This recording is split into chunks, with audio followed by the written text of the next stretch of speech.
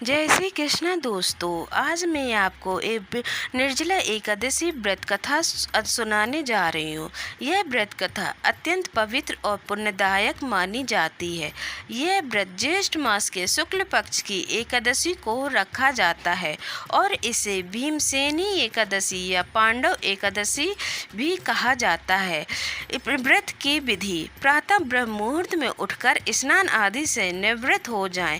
घर के पूजा स्थल में शुद्ध गोघृत का दीप प्रज्वलित करें। यदि घर में भगवान विष्णु की प्रतिमा हो तो भगवान विष्णु को गंगा जल से अभिषेक करें। यदि फोटो है तो गंगा जल के छींटे मारें। भगवान विष्णु को पुष्प और तुलसी दल अर्पित करें। यदि संभव हो तो इस दिन व्रत भी रखें। भगवान विष्णु की आरती करें। भगवान विष्णु को भोग लगाएं। इस बात का विशेष ध्यान रखें कि भगवान विष्णु को केवल सात्विक खाद्य पदार्थों का ही भोग लगाया जाता है। भोग में तुलसी दल अवश्य रखें। भगवान विष्णु के साथ माता लक्ष्मी की पूजा करें। इसकी कथा सुने या कहें। निर्जला एकादशी व्रत कथा को भीमसेन ने महर्षि व्यास जी से सुनी थी। निर्जला एकादशी या भीमसेन एकादशी का व्रत कथा भीमसेन व्यास जी से कहने लगे कि हे पितामह, भ्राता युधिष्ठिर, माता कुंती, द्रौपदी, अर्जुन, नकुल और सहदेव आदि सब एकादशी का व्रत करने को कहते हैं, परंतु महाराज मैं उनसे कहता हूँ कि मैं भगवान की शक्ति पूजा आदि तो करता हूँ, दान भी दे सकता हूँ, परंतु भोजन के बिना नहीं रह सकता। इस पर व्यास जी ने कहा, हे भीमसेन, यदि तुम नरक को बुरा और स्वर्ग को अच्छा समझते हो तो प्रति मास की दोनों एकादशी को अन्न मत खाया करो। भीम कहने लगे कि हे पितामह, मैं तो पहले ही कह चुका हूँ कि मैं भूख सहन नहीं कर सकता। यदि वर्ष भर में कोई एक ही व्रत हो तो वह मैं रख सकता हूँ, क्योंकि पेट में वृक नामक अग्नि है, सो मैं भोजन किए बिना नहीं रह सकता।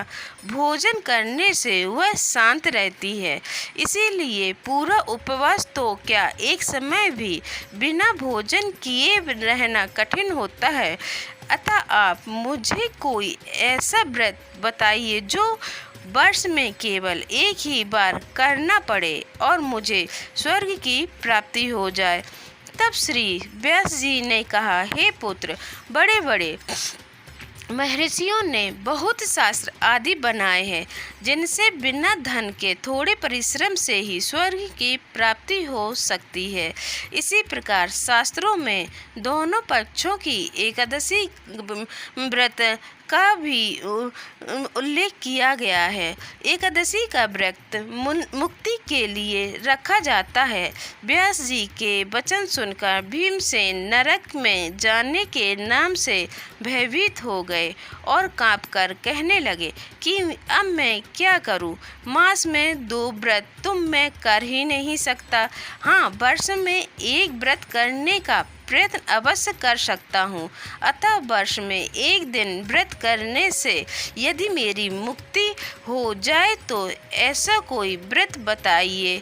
यह सुनकर व्यास जी ने कहा कि वृषभ और मिथुन की संक्रांति के बीच ज्येष्ठ मास के शुक्ल पक्ष की जो एकादशी आती है उसका नाम निर्जला है।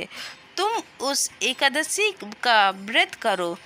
इस एकादशी के व्रत में स्नान और आचमन के अतिरिक्त जल वर्जित है और आचमन में भी 6 मास से अधिक जल नहीं होना चाहिए, अन्यथा वह मद्यपान के सदृश हो जाता है। इस दिन भोजन नहीं करना चाहिए, क्योंकि भोजन करने से व्रत नष्ट हो जाता है। यदि एकादशी को सूर्योदय से लेकर द्वादशी के सूर्योदय तक जल ग्रहण न करें तो उसे सभी एकादशियों के व्रत का फल प्राप्त होता है। द्वादशी को सूर्योदय से पहले उठकर स्नान आदि करके ब्राह्मणों को दान आदि देना चाहिए। इसके पश्चात भूखे और सत्पात्र ब्राह्मणों को भोजन कराकर ही आपको भोजन कर लेना चाहिए। इसका फल पूरे एक वर्ष की संपूर्ण एकादशियों के बराबर होता है। व्यास जी के कहने लगे कि हे भीमसेन, यह मुझको स्वयं भगवान ने बताया है। इस एकादशी का पुण्य समस्त तीर्थों और दानों से अधिक है। केवल एक दिन मनुष्य निर्जल रहने से पापों से मुक्त हो जाता है।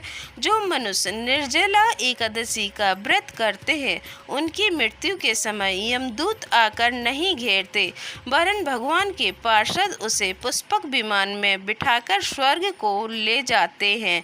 अतः संसार में सबसे श्रेष्ठ निर्जला एकादशी का व्रत है। इसीलिए यत्न के साथ इस व्रत को करना चाहिए। उस दिन ओम नमो भगवते वासुदेवाय का मंत्र जाप का उच्चारण करना चाहिए और गोदान करना चाहिए। इसी प्रकार व्यास जी की आज्ञा अनुसार भीमसेन ने इस व्रत को किया। इसीलिए इस एकादशी को भीमसेनी या पांडव एकादशी भी कहते हैं। निर्जला व्रत करने से पूर्व भगवान से प्रार्थना करें कि हे भगवान, आज मैं निर्जला व्रत करती हूँ, दूसरे दिन भोजन करूँगी। मैं इस व्रत को श्रद्धापूर्वक करूँगी, अतः आपकी कृपा से मेरे सब पाप नष्ट हो जाएं और मुझे मोक्ष पद की प्राप्ति हो। निर्जला एकादशी का व्रत करने से हमारे सारे पाप नष्ट हो जाते हैं और अक्षय पुण्य की प्राप्ति होती है। अगर आपको मेरा ये वीडियो अच्छा लगे तो लाइक करें, शेयर करें और कमेंट में जय श्री हरि विष्णु लिखें। और मेरे चैनल पर नए हैं तो मेरे चैनल को सब्सक्राइब करें। बेल आइकन को दबाना मत भूलिए, जिससे मेरे सारे वीडियो आपके पास टाइम से पहुंचते रहें। जय श्री कृष्णा दोस्तों।